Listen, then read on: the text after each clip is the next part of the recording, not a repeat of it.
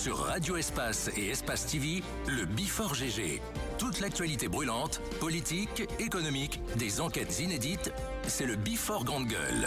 Djiba Milimono, Aoula Toussou, Mamoudou Babila Keïta, Emmanuel Loua, Kabz, Djibril Ba, Félix Milimono forment le Before GG.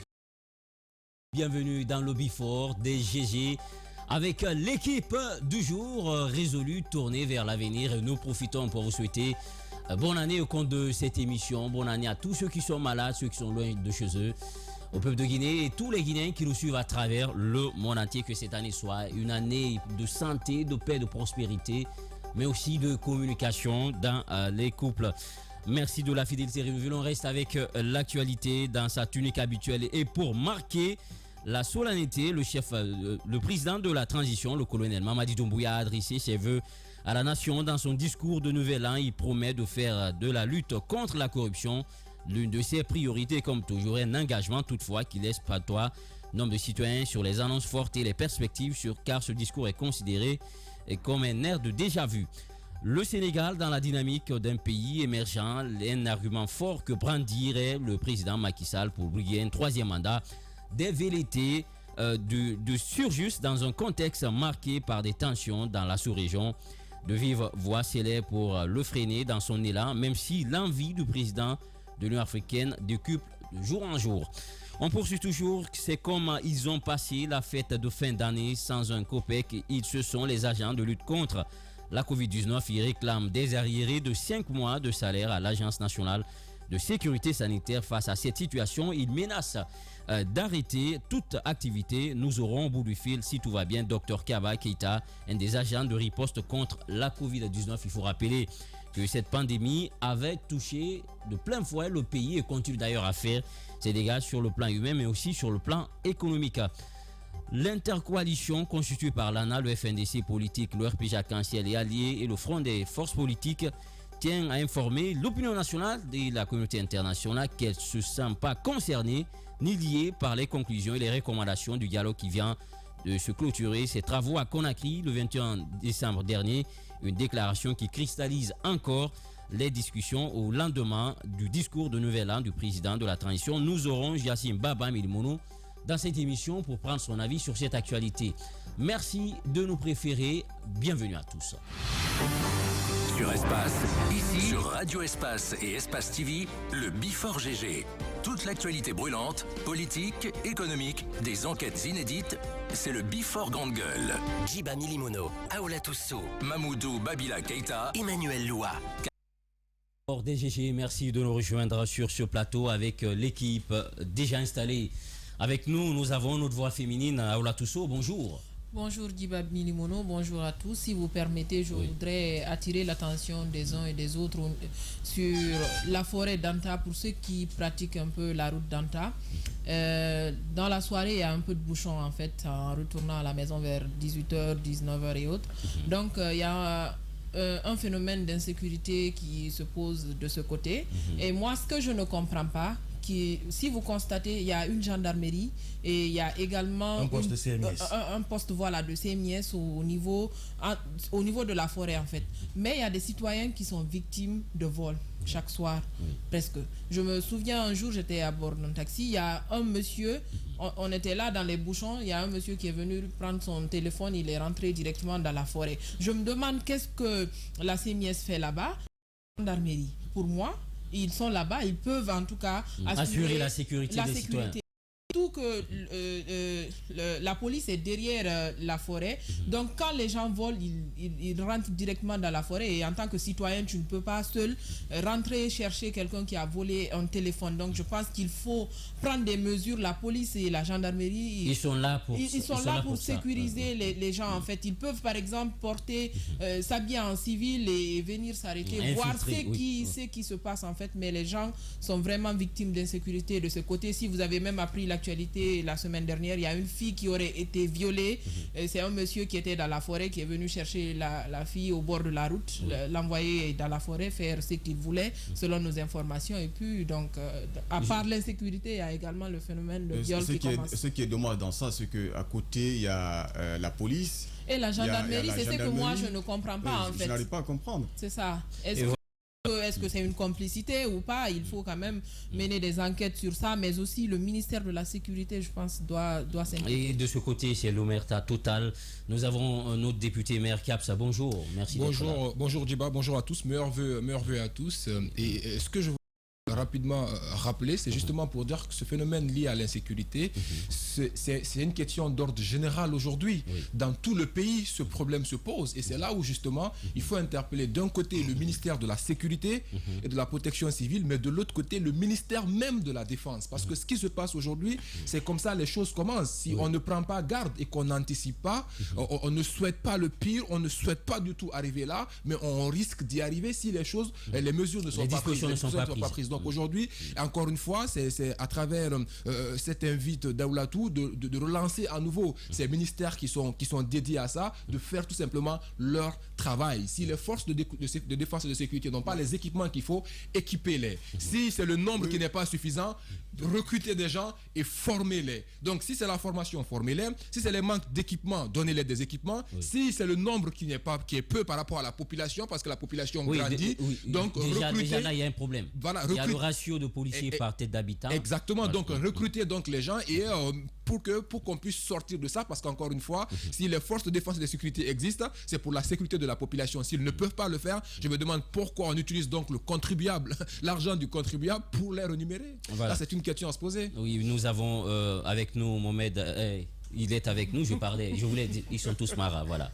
Alphonse Mara, bonjour. C'est pas grave, Mohamed. Voilà, et déjà il commence à faire pousser ses barbes, lui aussi, Mohamed Mara, et puis c'est sa place. J'ai vu son regard qui a changé hier à la télé. Oui. Et je le trouve très beau avec ça. Ouais, bon, il veut me ressembler. Hein. Ah, oui, c'est mon jeune frère, il veut me ressembler. Ah, d'accord. Donc, mes meilleurs vœux d'abord à tout le peuple de Guinée et mes condoléances au groupe Adafo suite au décès de notre grand frère.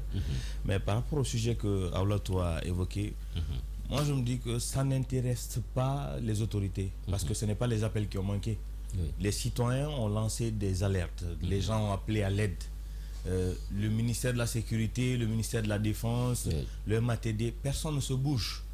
On a comme l'impression que l'État a commencé à exister qu'à la suite du coup d'État où on voulait impressionner. Et après ça, on revient dans nos vieilles habitudes. On s'en fout. Parce que la dernière fois, j'ai attiré l'attention des autorités sur le fait que les marchés ont envahi la route. Ça, c'est une question d'insécurité, mais extraordinaire. Parce que quand on sait que 90% des gros porteurs à Conakry n'ont pas de frein, on se pose la question de savoir qui protège ceux qui sont versés sur la route. Parce qu'ils ne sont pas installés sur la route. Les gens sont déversés totalement dans la route, de sorte que c'est les véhicules qui sont obligés de céder le passage aux hommes.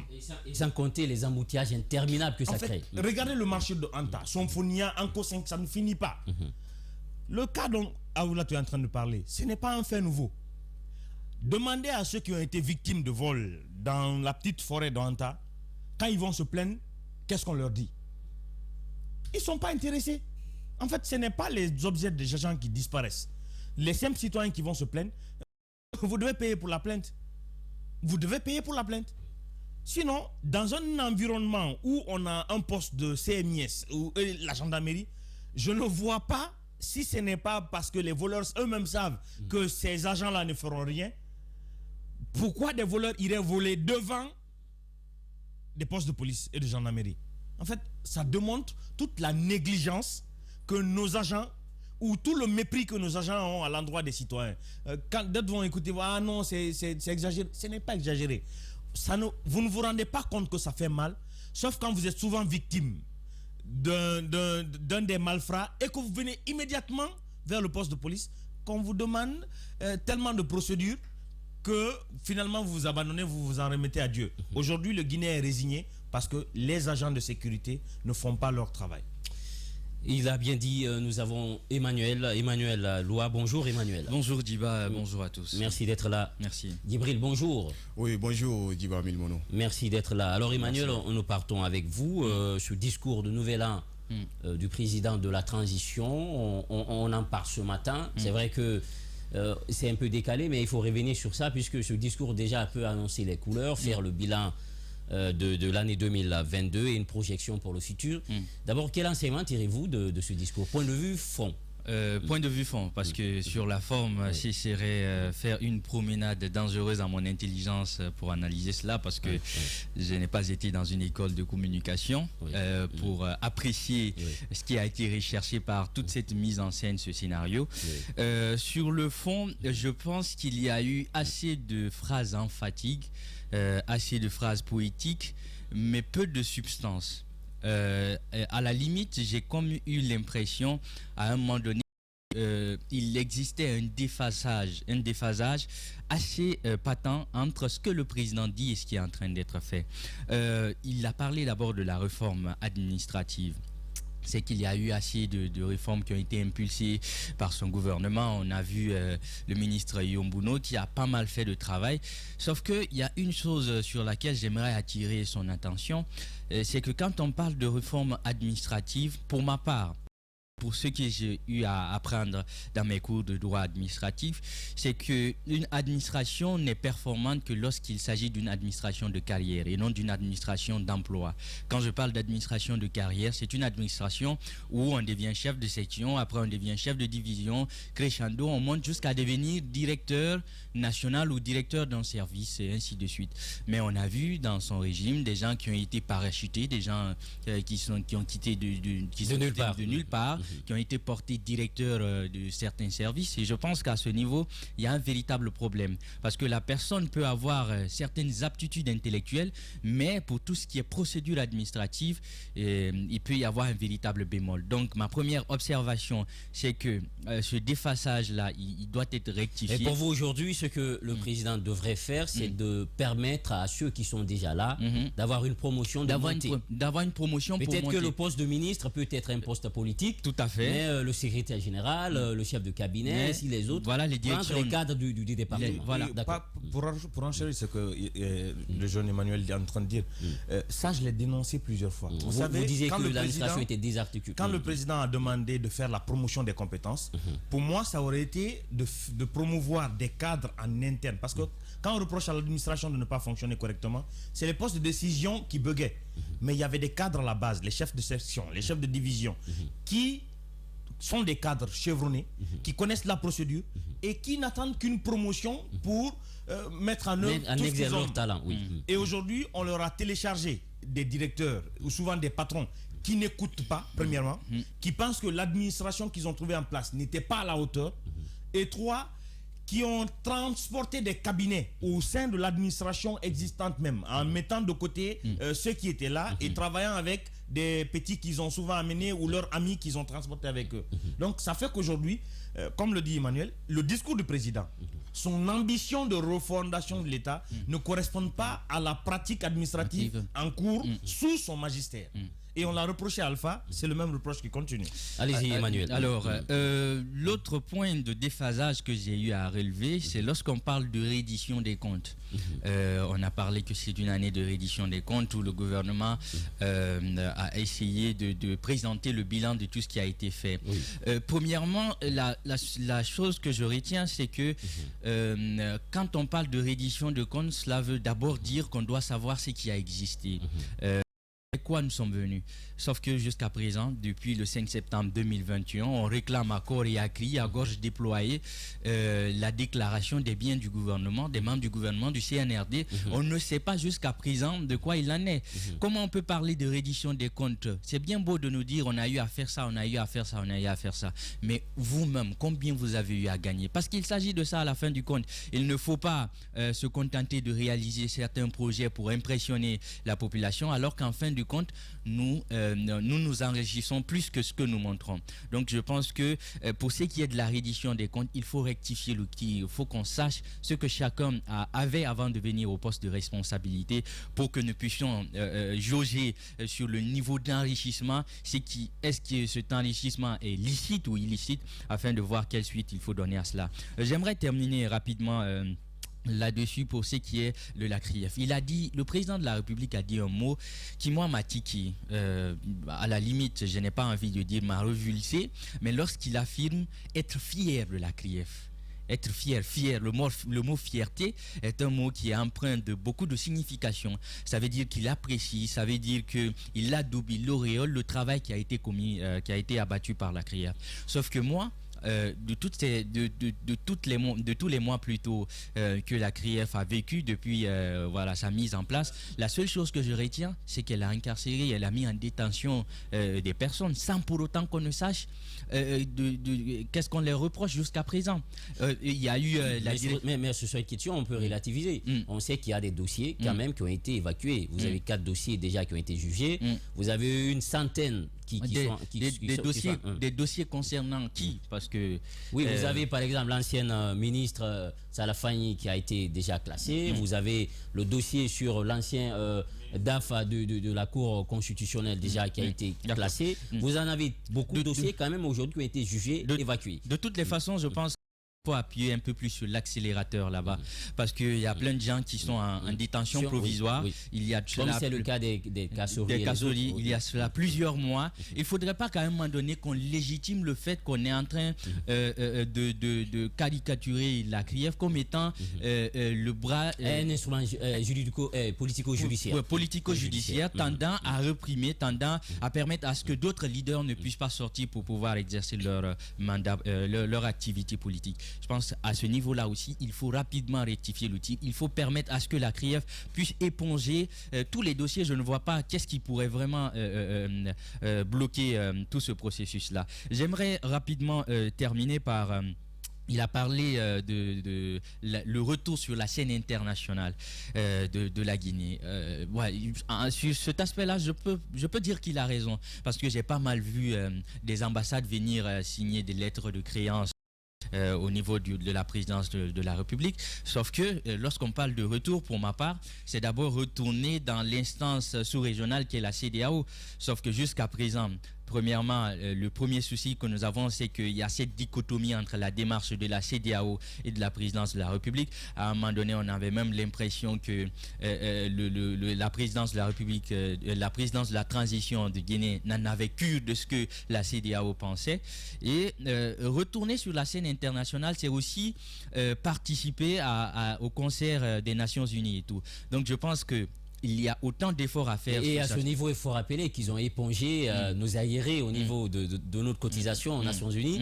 Ça, déjà, c'était grand pas. Sans compter aussi, aujourd'hui, l'Union européenne et d'autres institutions qui défilent ici, qui ont avalisé beaucoup de choses. Donc, dans tous les cas, ce sont certains points qui sont à noter, qui sont bien, mais pour autant, il faut remarquer qu'il y a plusieurs sujets sur lesquels le président s'est exprimé, dont il faut relativiser, dont il faut nuancer les impacts, parce qu'en réalité, au bout du compte, il faut que la parole se joigne à l'acte. Voilà, vous l'avez compris, il n'a que pratiquement 20 ans. Il est très jeune, 21 ans, voilà, il est très jeune pour ceux qui nous suivent. Voilà, merci Emmanuel. On part avec vous, monsieur le député Caps. Dans ce discours, il y a quand même un passage, oui, il y a le micro activé. Il y a un passage qui peut polariser les attentions, c'est lorsqu'il tranche ce débat. Puisqu'il y a encore quelques jours, les gens avaient commencé à en parler. Est-ce qu'il va rester? Est-ce qu'il va partir? Comme le dirait l'autre, lorsqu'on prend le pouvoir par les armes, c'est surgir, agir et disposer. Alors il dit, je tiens à rassurer l'opinion nationale et internationale que mon engagement reste le même, il n'a pas changé, conformément aux articles 46, 55 et 65 de la Charte de la transition. Ni moi, ni les membres du comité national de rassemblement pour le développement ne seront pas candidats, ni les membres du gouvernement, du CNT, puisque les trois articles dont il fait mention, c'est d'abord lui, c'est ensuite le gouvernement et le CNT, ils ne seront pas candidats. Est-ce que pour vous, il vient taire toutes ces vérités-là? Ben voilà, justement, avant de revenir sur répondre à cette question, il est important pour moi de revenir sur un certain nombre de points très rapidement. Vous savez, c'est ce traditionnel discours de là, chaque chef d'État se prête à cet exercice-là, et le président de la transition ne s'est pas aussi mis en marche de cela. Mais sauf que tout ce discours de façon générale, on a l'impression d'avoir déjà entendu tout ce qui a été déjà dit là-dedans. Et d'ailleurs, on s'attend à beaucoup plus de détails en termes de bilan et en termes d'acquis, quoi qu'il a fait un survol rapide. Vous pensez que c'est ce comité qui a rédigé ce discours n'a pas fait assez d'efforts? Ben justement, on s'attendait à de la nouveauté et qu'à ce qui rentre de façon très concrète dedans pour nous permettre d'avoir un certain nombre d'éléments. Je ressortais là-dessus tout de suite. Maintenant, le point que Emmanuel a évoqué concernant ce qu'a dit le président de la transition, le retour de la Guinée dans le concert des nations, il faut pas passer à côté. Il faut dire qu'un grand travail avait été déjà fait avant que lui ne revienne pour le retour de la Guinée dans le concert des nations. Donc ça, c'est important de le préciser. Vous savez, en général, et ça c'est ma remarque, tous les chefs d'État qui arrivent en Guinée, au début de leur mandat, ils réussissent bien entendu à ramener la Guinée dans le concert des nations, sauf qu'au moment où ils partent, avec leur souci ou leur envie de se cramponner au pouvoir, ils finissent justement par retirer la Guinée là-dedans. Bon, il est difficile quand même de comprendre qu'un régime de transition dise que nous réussissons à nous intégrer dans le concert des nations. Quand on est en transition, on sait déjà qu'il y a traditionnelles, il y a des sanctions auxquelles on fait face, notamment avec la CEDEAO, l'Union africaine et un certain nombre de choses. Donc, comme pour dire encore une fois, on sent la volonté du chef de l'État à aller vers ça, mais il ne faut pas occulter ou jeter d'un revers de main les travaux effectués par ses prédécesseurs. Moi, je voulais signaler ce premier point. Maintenant, à revenir à ta question, Djiba, concernant la mise au point du président de la transition sur le fait qu'il ne se présentera pas aux élections présidentielles, ni lui, encore moins son gouvernement ou, si vous voulez, le CNT, oui. À ce niveau, il faut faire très attention. Vous savez, aujourd'hui, moi, je ne suis plus dans les théories, je ne suis plus dans ces déclarations, je ne suis même plus dans le fait qu'on cite les articles de la Constitution ou même de la charte pour dire que je ne me présenterai pas. Vous savez, aujourd'hui, et ça, c'est quelque chose de très important qui, d'ailleurs, doit interpeller aujourd'hui et le CNT et la classe politique, mais aussi la société civile par rapport à la nouvelle constitution qui sera élaborée. Vous savez, souvent, chacun affiche ça jusqu'à ce qu'il puisse avoir la force nécessaire de pouvoir s'enraciner très bien et avoir, entre guillemets, ce qu'on appelle le soutien du peuple. Vous que c'était en 1962 pour la première fois, c'était avec le général de Gaulle qui a réussi pour la première fois à pouvoir changer de constitution pour dire en fin de compte, nul ne peut contre la volonté du peuple. Et donc à cause de la volonté du peuple, il soumet la constitution au référendum, il la change et finalement il dit je me porte candidat. C'était en 62 avec le général de Gaulle. Récemment, pas très longtemps, je crois en 2001, on a vu la même chose avec Senghor. C'était Abdoulaye Wade plutôt, on a vu la même chose avec Abdoulaye Wade du côté du Sénégal. En Guinée, on a vu la même chose. Et même quand vous venez voir les conseils constitutionnels, ils vous le disent. Aucune constitution, aucune loi n'est au-dessus de la volonté du peuple. Et donc quand un chef d'État... C'est pourquoi on appelle la constitution la loi majeure. Exactement. Et quand, ça émane de la population. Et quand un chef d'État affirme publiquement aujourd'hui que je ne serai pas candidat, moi je ne prends pas ça en compte, sauf quand je le vois à l'épreuve. Parce qu'à la dernière minute, il peut faire un volte-face, un revers de la médaille pour dire encore une fois, on a vu le cas de Dadis, on a vu le cas de tous les chefs d'État qui se prêtent à ce jeu de changement d'engagement ou de départ pour dire que je me présente à cette élection. Parce que tout simplement, ils utilisent cette population et d'ailleurs, c'est là où le président doit faire attention. Si c'est sincère, c'est qu'il annonce, tant mieux et nous, on le jugera par l'acte, mais qu'il fasse attention. Le président qui l'a succédé, le président Alpha Condé, c'était la même chose. On a vu ici cette grande marée humaine qu'on avait réussi à mettre dans la rue quand il revenait d'un sommet, je crois, de l'Union africaine, un truc comme ça, où on a mis du monde dans la rue et quand il voit ce monde-là, il dit tout ce peuple-là est derrière moi et la preuve que ce peuple n'était pas derrière lui, que c'était des manigances, des gens qui étaient autour, qui prenaient de l'argent pour appeler des gens et les sortir dans la rue, c'est que le jour du 5 septembre... de cette phrase, Abaraguelandé, exactement. Et le 5 septembre, on a vu le président Alpha Condé, seul, personne n'est sorti, donc ça montrait qu'il n'y avait aucun soutien derrière lui. Et je pense qu'aujourd'hui, ça c'est quelque chose qui doit interpeller le président de la transition, le colonel Mamadi Doumbia. Encore une fois, aujourd'hui, le peuple de Guinée, dans son ensemble, doit œuvrer dans le fait qu'il puisse respecter ça. Parce que s'il le respecte, rien n'exclut le fait qu'il puisse revenir à l'image de Rawlins du Ghana. Et j'ai l'intime conviction qu'il a ça en tête. À moins que les turiféraires ne gagnent du terrain. Mais c'est un homme aujourd'hui avec les chantiers qu'il est en train d'engager partout. J'ai l'impression qu'il veut laisser des traces pour partir. Oui, et s'il reste dans cette dynamique-là, je vais rentrer dans l'histoire. Voilà, et la question là-dessus, en temps normal, c'est se dire, si vous voyez que le président lui-même, il insiste sur de sa non-participation aux prochaines élections, c'est parce qu'il sait qu'aujourd'hui, dans l'opinion publique, c'est une question qui se susurre. Et mieux encore, vous avez même vu ces exercices auxquels certains de nos confrères, même ont commencé à se prêter, à mettre. Vous savez, ça commence toujours comme ça. On formation dans l'opinion, on veut savoir quel est l'avis des uns et des autres dessus, et finalement on amène ces résultats devant le chef de l'État, on vous dit, vous voyez, vous êtes le seul qui peut, après vous il n'y a personne, d'ailleurs personne ne peut, il faut vous, et finalement on commence à changer cette mentalité, cette idéologie dans sa tête, et finalement il change de posture, il change de position, il oublie ses convictions, ses engagements de départ, il fait ce volte-face, et finalement il nous amène tout droit vers le mur. Oui, un très bon discours. Et Aoula Tousso, vous avez aussi parcouru ce discours, vous l'avez suivi, ce discours de Nouvel An du président de la transition. Oui, il faut dire que c'est un discours de 5 le discours du président à l'occasion en tout cas du Nouvel An et tout ce qui s'ensuit. Et moi j'ai noté quelques points, notamment il y a la corruption, l'éducation, la santé, et puis après quoi encore, il parle également de sa candidature. Côté corruption, il se vante en tout cas, il apprécie la CRIEF et tout ce qui s'ensuit. En ce temps, nous savons, vous et moi, que beaucoup de dossiers, beaucoup de personnes sont en détention aujourd'hui, qui attendent encore des procès et tout ce qui s'ensuit, alors que la détention préventive est déjà passée et tout ce qui s'ensuit. Ça, c'est un. Deuxièmement, on parle souvent quand Ali Touré organise des conférences, il parle de Zainab Nabaya Gate, qu'il ferait pour ramener la dame et tout ce qui s'ensuit. Et moi, je pense que jusque-là, rien n'est fait. Rien n'est fait, c'est des discours seulement. Donc, féliciter la CRIEF, il y a beaucoup de choses. Mais quand même, il y a beaucoup de choses. Le Canada, il y a une procédure quand même justement qui a été engagée. Okay. Je pense que peut-être on ne peut pas tout peindre en noir. Oui. On ne peut pas vouloir d'une chose et son contraire. Ce qu'on peut les reconnaître aujourd'hui, ils ont réussi quand même quelque chose.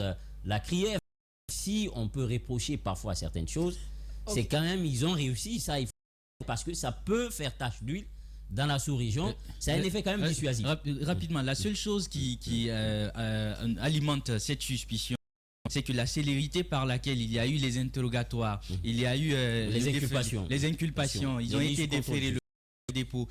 Cette célérité que dans un temps record, le procès il va commencer. Donc, s'il y a cette latence-là, il y a ce laxisme qu'on pourrait qualifier comme cela, il y a forte chance voilà, que des interrogations commencent à se révéler comme quoi, qu'est-ce qui bloque, pourquoi on a commencé en pompe pour venir se bloquer à ce niveau-là. Oui, allez-y.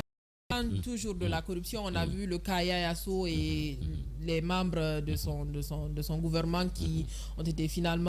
Il y avait des procédures en tout cas qui sont engagées, mais jusque-là, il n'y a pas en fait une communication sur la suite du dossier et tout ce qui s'ensuit. Côté éducation également, le président parle des échecs lors des examens nationaux. Pour éviter, je pense, ces échecs là aussi cette année, il faut commencer maintenant. Si vous vous promenez parfois à 8 heures, déjà vous voyez des élèves dehors, dans la rue et tout ce qui s'ensuit. Moi, je pense que d'abord, ça commence par là.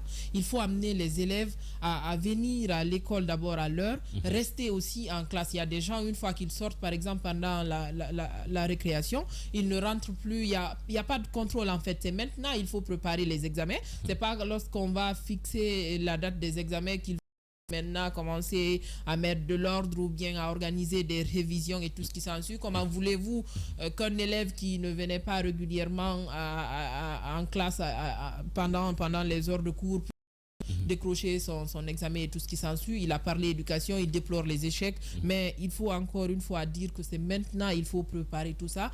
Concernant sa candidature ou celle des membres du gouvernement et du CNT, il parle souvent de cela à chaque fois qu'il a l'occasion en tout cas de s'adresser au peuple ou à un bon nombre de personnes. Il parle, c'est parce qu'il, moi à mon avis, il est un peu intéressé par ça. Sinon, s'il n'est vraiment pas intéressé à cette histoire-là, il n'allait pas en parler tous les jours.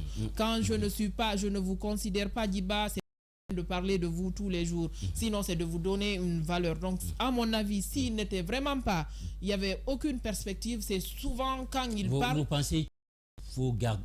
Il faut garder le silence et puis poser les actes, on va voir. Oui. Parce que déjà, les gens décrypter le discours et par exemple les politiques vont beaucoup plus s'accentuer sur ce pas-là parce que eux c'est ce qui les intéresse, ils vont réagir. Donc il veut voir la réaction des uns et des autres pour mieux se préparer, pour savoir s'il va tenter ou pas. Donc s'il n'est pas intéressé, sonder les esprits. C'est ça, c'est une façon un peu de sonder les esprits. Sinon quand on n'est pas intéressé vraiment, il peut garder le silence. Quand le moment va arriver, on verra s'il va se présenter ou pas. De toutes les façons, ces audios, ces vidéos, ces écrits concernant une candidature, sa position sur la candidature, tout est là. La presse en tout cas encaisse tout cela. C'est là un jour quand il y aura le contraire, on pourra. La position peut évoluer. Hein.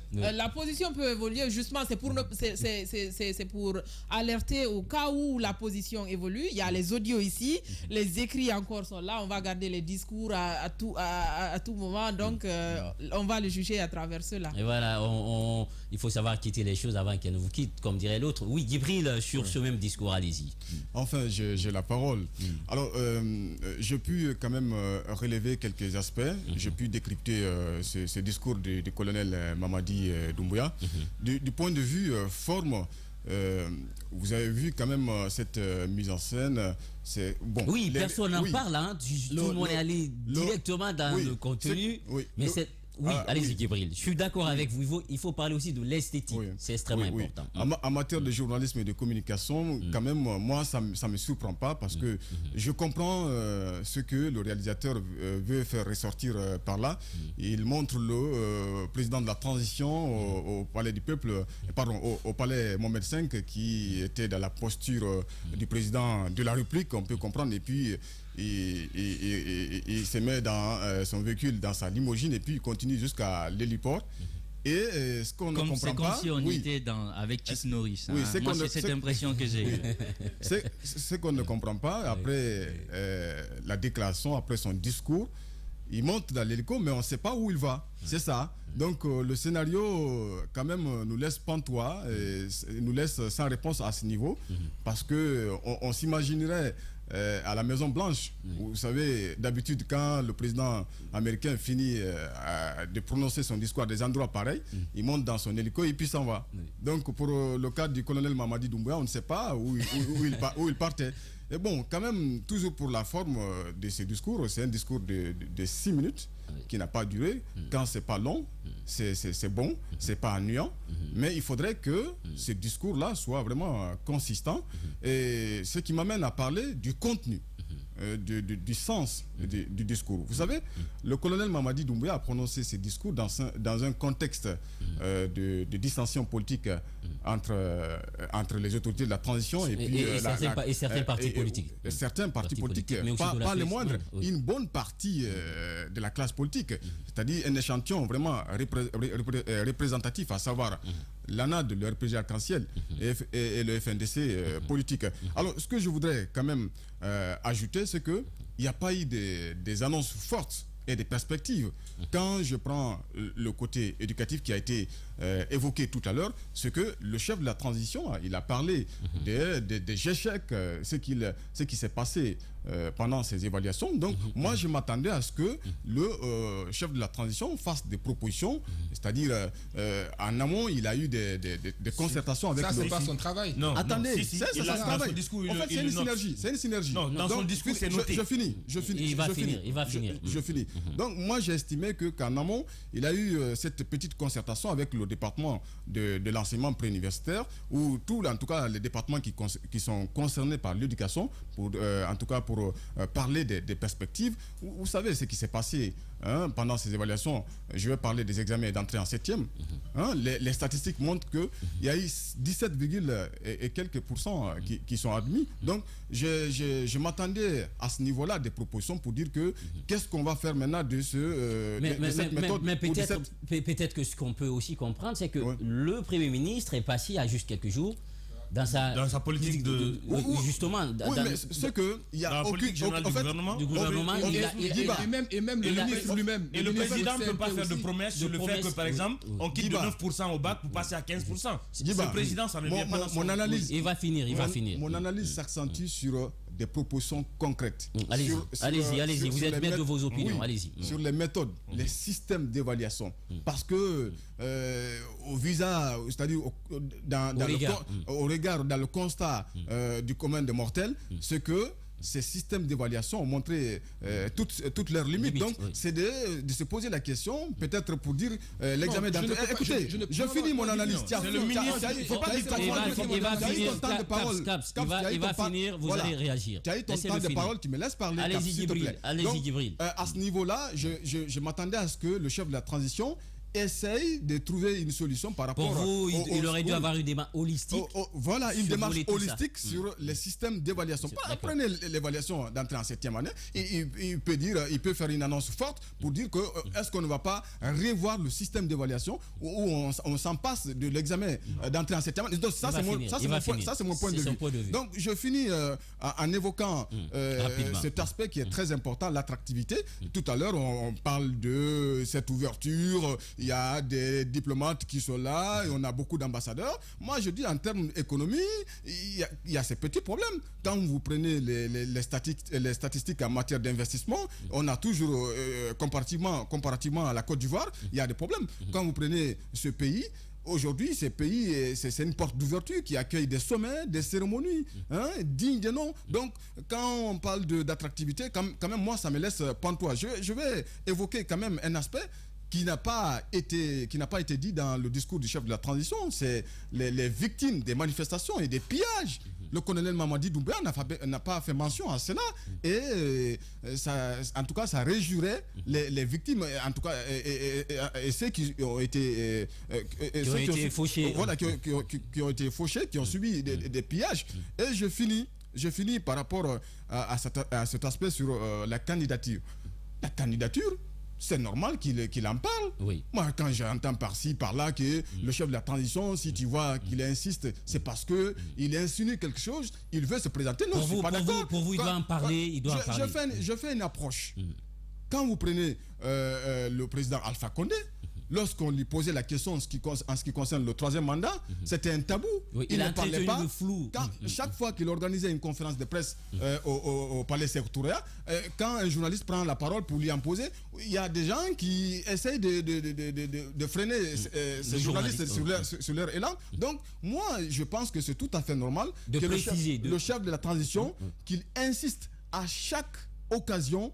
J'aimerais qu'il saisisse cette occasion, cette opportunité pour dire que je ne suis pas candidat et cela rassure davantage. Oui. Et cette classe représentative. Moi, je suis d'accord avec vous. Mais qu'est-ce qui justifie qu'il va appliquer cela? Il ne s'agit pas tous les jours quand il prend la parole. Qu'est-ce qui justifie aussi qu'il ne le fera pas? Qu'il n'en fera pas. C'est ce que je dis, mais c'est ça, parce que en matière de communication, c'est en posant les actes qu'il va rassurer les gens.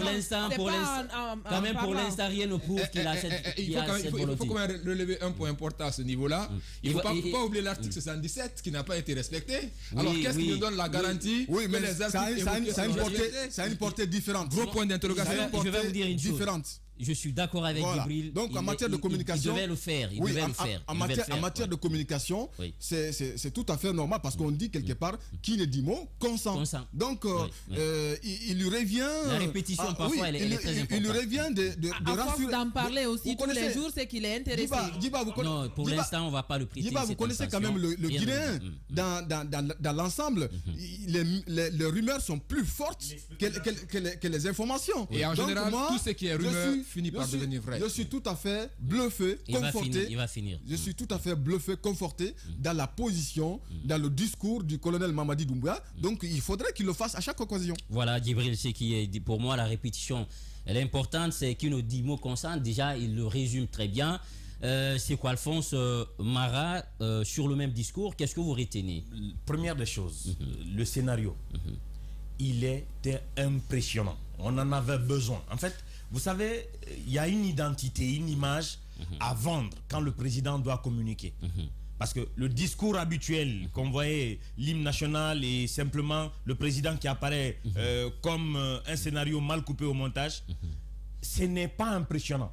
Mais l'image que les gens ont vue, poser la question aux citoyens qui pour la première fois découvrent un président sortir du palais, faire le tour, ça reflétait une nouvelle image.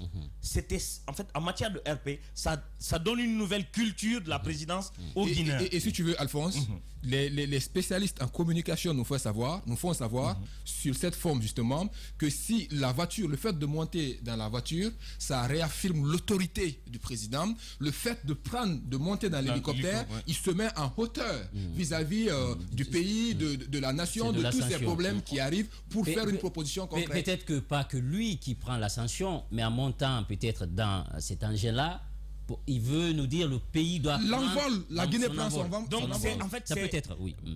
Il y a que les spécialistes qui comprennent. Mais rapprochez-vous des citoyens. Vous savez, il y a une façon de créer de l'affinité dans la communication.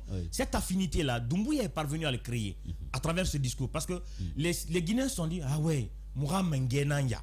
En fait, cette image-là parlait. C'était un message bien vendu. On est sorti du système classique. On est sorti du système. Je vous dis, l'image du président mal coupé au montage a changé. On a vu une image qu'on nous a vendue de l'autorité. Et cette autorité, on l'a vu exprimée sur la vidéo. Regardez le passage où le président passe les gardes. Ça, en fait, sa démarche, les gardes qui ont serré, tout ça, c'était un message qu'on vendait même... En fait, c'est comme si Doumbouya avait des détracteurs à qui il voulait passer le message pour dire c'est moi l'autorité. Et ça, il a réussi. C'est comme si quelques jours avant le discours, le président se sentait un peu menacé. Après, il voulait dire. Il réaffirme son autorité. Il appelle sa direction de la communication. Il dit bon, les gars, sortons une image pour impressionner. Dans la forme, donc, je pense qu'il faut tirer chapeau à Moussa Moïse et son équipe. Et toute son équipe. Ils ont mis la barre très haute. J'espère que pour l'an 2024, il nous sortira encore un scénario plus grand. Pourquoi ne pas nous permettre de faire le tour en hélico avec le président? Moi, j'aurais voulu le voir dans un marché avec les femmes ou dans un établissement. Vous savez, son autre discours, c'était dans un établissement, dans une classe. Personnellement, je suis un citoyen lambda, mais j'ai regardé plusieurs fois. Je ne m'identifie pas. Ça ne me parle pas, en fait. En fait, j'ai bien ça ne me parle pas. Parce que pour parler de réaffirmer sa force, de réaffirmer, nous ne sommes pas dans un état monarchique où il a forcément besoin. Emmanuel, non, il a forcément besoin. C'est qu'a dit Emmanuel, il est très vicieux. C'est qu'a dit Alphonse, c'est tout à fait normal que le colonel Doumbouya soit dans une posture de président. Parce que d'habitude, quand il prononce un discours, on le voit directement devant le pupitre. Donc c'est tout à fait normal qu'il soit dans cette posture. J'aurais mieux compris, comme Djiba l'a soulevé, qu'on le retrouve dans un environnement qui a trait à notre quotidien, mais de là à quitter de sa voiture. Alors, il y a un spécialiste, de la com qui nous écrit, il dit quand il vient en voiture, c'est l'autorité qui est réaffirmée. Et le retour de la Guinée. Et quand il prend l'hélicoptère, il prend de la hauteur comme tout bon chef, c'est important et c'est la Guinée qui prend son va falloir que je fasse des études de communication pour comprendre ce genre de scénario. Vous savez, il a fait un discours dans une salle de classe. J'ai envie de dire à Emmanuel, se rapprocher des citoyens, il l'a déjà fait. Quand le président, moi j'ai été très surpris de voir le président du côté de Boufa dans une salle de classe, en présence des élèves, en train de faire le discours à la nation. Mais ça aussi, c'est le contexte. Un message fort, oui. C'est le contexte. Donc aujourd'hui, quand il fait ce message-là, dans cet environnement-là, ça va avec le climat qui existe. Parce qu'il ne faut pas l'oublier, lui l'a noté, les acteurs politiques, la société civile, il y a un véritable le torchon brûle véritablement entre eux. Donc la réaffirmation de l'autorité de l'État, c'était important dans le contexte actuel. Deuxième des choses, sortons du scénario, venons dans le fond du discours.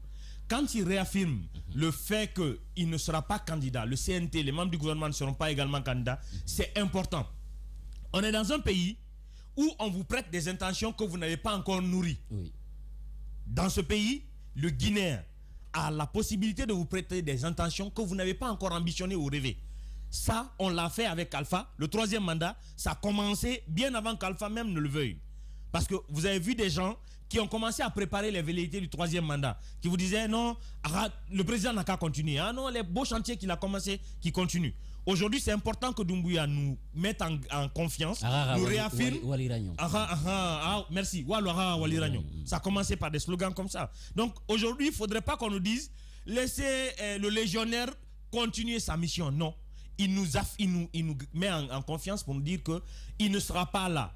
Même s'il doit revenir, mais cette transition, il la laisse, il s'en va avec tous les membres du CNT et de son gouvernement. Personne ne sera candidat. Ça, c'est une garantie. Parce que nos acteurs politiques, nos acteurs politiques, encore une fois, sont des gens en déficit de confiance. C'est des gens, quand ils se regardent, ils ne se font pas eux-mêmes confiance. Donc, il n'y a aucune chance qu'ils fassent confiance aux autres. Ce discours répété, ce n'est pas pour les mettre en confiance eux, c'est surtout pour que nos partenaires des institutions internationales trouvent de la crédibilité en ce que la transition dit. Parce que c'est nous qui n'avons pas, nous qui n'avons, c'est en Guinée on a ce souci de collaboration ou de confiance. On ne se regarde pas sincèrement. Mais quand vous faites des discours à l'endroit des partenaires, ils vous prêtent un crédit. Et ce crédit-là, Doumbouya en a besoin pour terminer sa transition sans pression. Vous vous rendrez compte que la transition guinéenne a subi moins de pression que la transition malienne.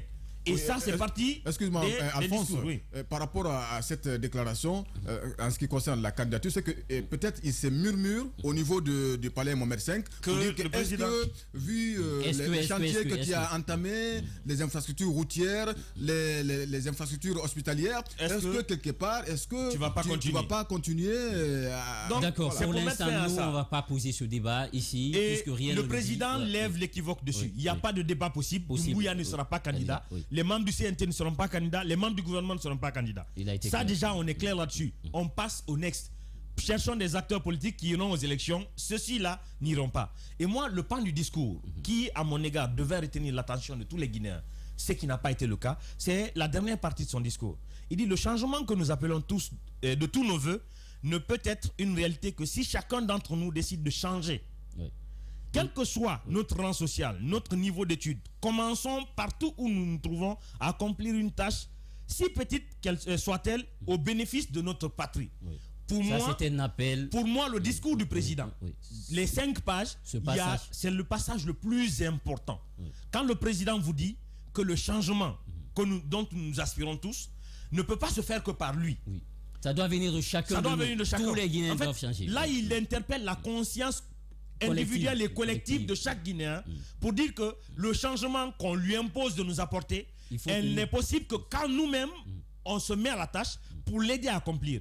Et c'est là le message le plus important de ce discours. Parce qu'il faut le dire encore, le développement de ce pays ne se fait pas avec les autorités, non. Le citoyen guinéen est le citoyen le plus déconnecté. Il ambitionne, mais ne suit pas son ambition. On veut tous un bon président, mais on ne vote que pour celui de notre communauté. On veut tous qu'il y ait du changement, on veut qu'il y ait de la santé, on veut qu'il y ait de la propriété, mais nous sommes les premiers à jeter les ordures là où il ne faut pas. On veut que notre pays évolue, mais on fait tout pour tirer ceux qui nous font évoluer vers le bas.